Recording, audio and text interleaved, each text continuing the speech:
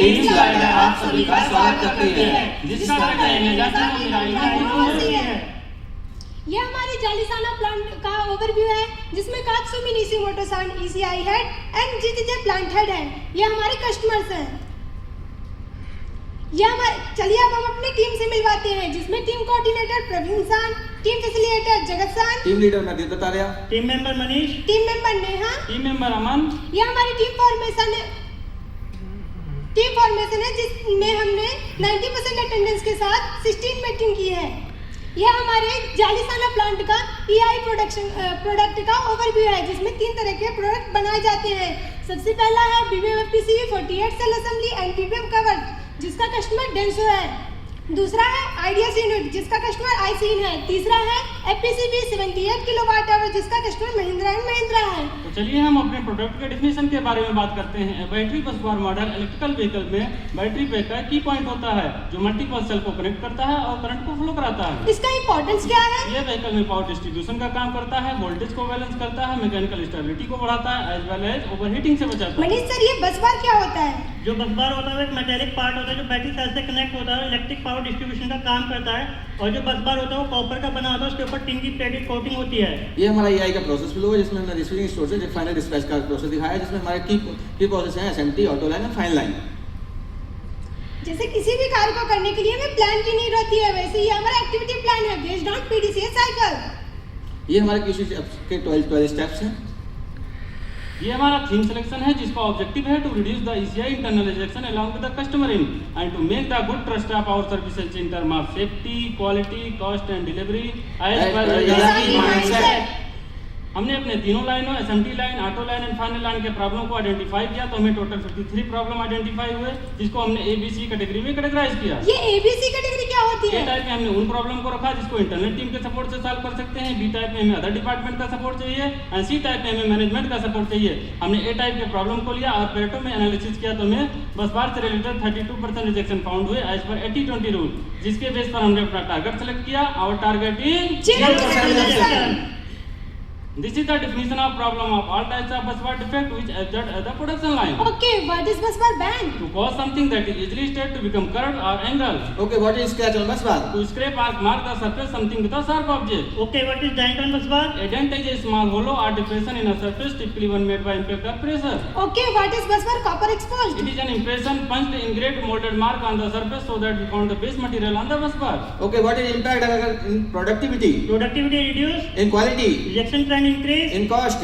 additional cost to company, In delivery? delay in delivery, In moral? team motivation down, And in safety? wastage will affect environment. ये हमारा problem analysis है इन 5W1H। Okay, what? To reduce the component and product rejection at our Denso process line as well as Denso incoming stage. Who? Team Slider, the future star of Miyake, is responsible to reduce defect rate. When? This activity has been started from September 2024. Now it's under observation. Where? At EI Denso line. Why? Component rejection has high impact on line cost because our goal is zero defect internal as well as customer end. How? To solve this issue, we are using technical data analysis like 7QC tools, web analysis, etc.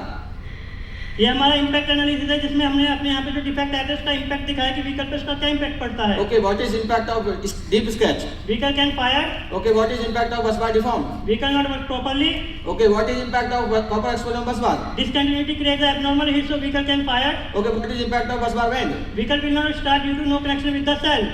हमने brain storming किया और बस बार से related possible causes को find out किया इन term of fishbone diagram. तो हमें material के टर्म में 2 कॉजेज फाइंड आउट हुए। First one is packing issue, second one is tool problem. हमने इनका वैलिडेशन ऑन गेम्बा किया, तो हमें दोनों कॉजेज वैलिड फाउंड हुए। ये हमारा वाई एनालिसिस 1 है। Occurrence why? Busbar band is great and 10 copper exposed. Why? Tray cracked at corner side and material is split in the tray. Why? No any coverage at top and not supported at corner side. Why? Space was very less inside box and thickness of packing box was very less. Occurrence का क्या यही root cause है? हाँ, हमारा यही cause है। Outflow why? Busbar band is great and 10 copper exposed. Why? Packing box damaged during shipment. Why? Material handling was very poor during shipment. Why? Material shipped by courier service not by transporter. Outflow का क्या यही root cause है? हाँ, हमारा यही cause है।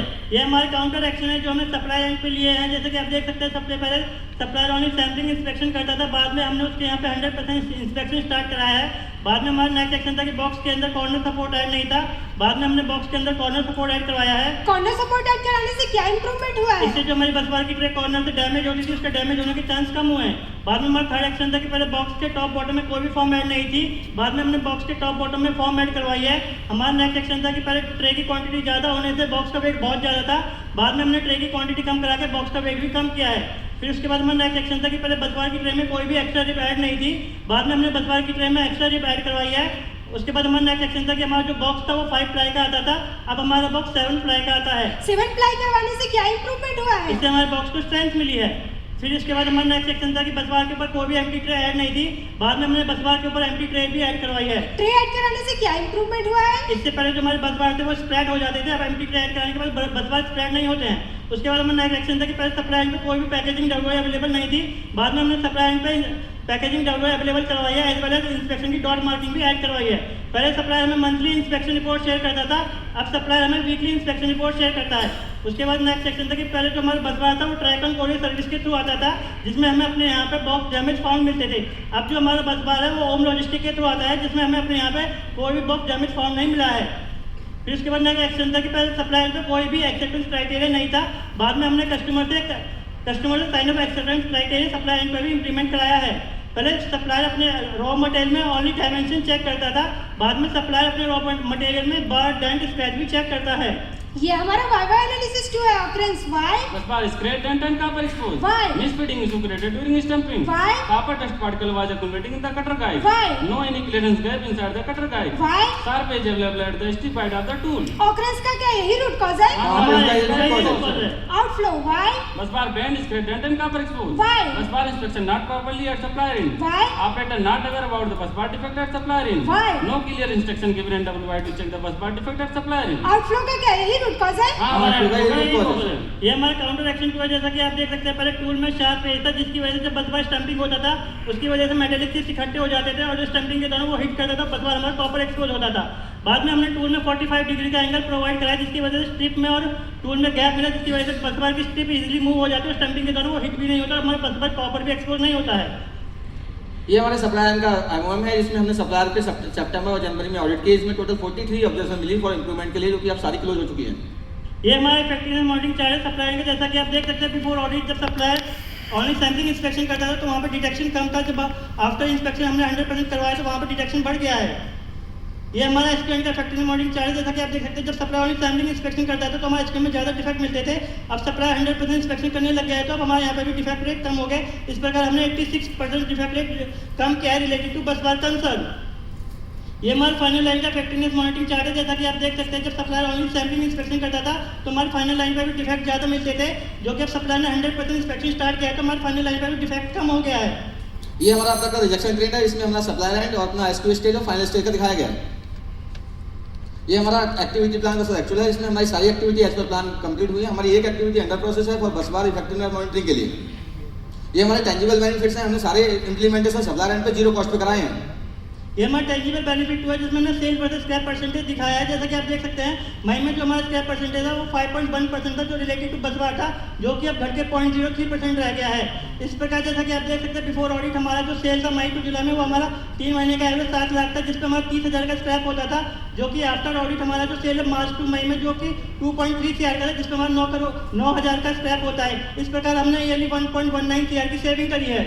ये हमारा ट्रायल एंड इम्प्लीमेंटेशन है। हम ओरिजिनल डिप्लॉयमेंट की बात करें, हमारे पास सेम 2 पार्ट्स और हैं, इसमें हाफ बसबार 1 हाफ बसबार 2 है, इसमें हमने सेम इम्प्लीमेंटेशन सप्लायर पे कराया है। स्टैंडर्डाइजेशन की बात करें तो हमने पीएफडी सप्लायर पे पीएफडी में no change, PFMEA control plan WI inspection standard में मॉडिफिकेशन कराए। हमारा नेक्स्ट प्रोजेक्ट है to reduce tab related issue like dent, puncture mark, scratch, deform, cutting problem etcetera.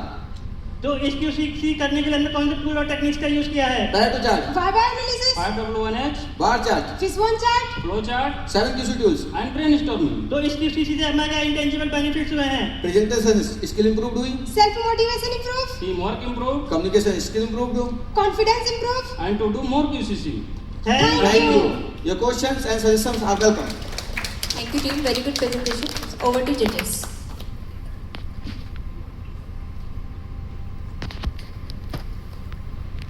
Very good presentation, first of all.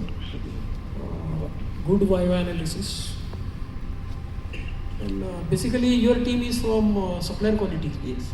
working with the suppliers. So it is outside the plant. Sir, in process also and supplier also. Because in process we have also. Okay. Also. So I'm saying that if the supplier is giving the scratch mark parts or bent parts or with the burrs, so do you have a history card of these tools and all that? Why you have to again work on the tools, resharpening, or doesn't it have a preventive maintenance of the tools? So the tools is fixed now. So history cards right now not available, but in tools na the surface it's available. That's why the metallic chips are stuck in the bus bar strip.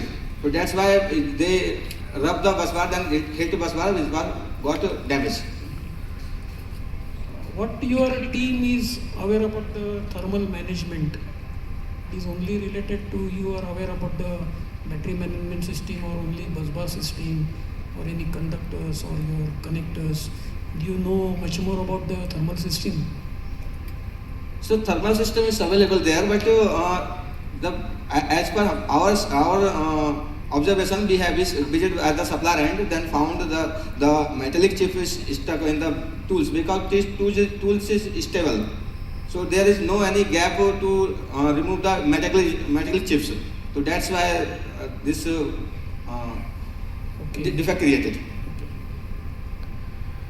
Are you going to the OEMs also or only one-sided you are going? Only with the suppliers? Only suppliers. Huh? Suppliers. Sometimes. Okay. Thank you. Very good presentation. Only thing, speed is very too much. You want to cover many things, and so that you are running out of time like that. It was very fast. You can make the presentation crisp, to the point, so that it can be understood very properly. Because many of the slides we could not understand. Just you gone through that one, you explained. We will not understand anything from that presentation. Instead of that one, your presentation should be very crisp and to the point. Your explanation also should be to the point. What you want to say, it should be said only that much. I felt it is very fast. I could not follow you in some of the things. That's what I wanted to say. So otherwise presentation was, your problem solving methodology was followed very good, and you reached the required results like you presented. Very fast you have done it. Very good. But presentation should be to the point, I wanted to say. Okay, thank you. Thank you.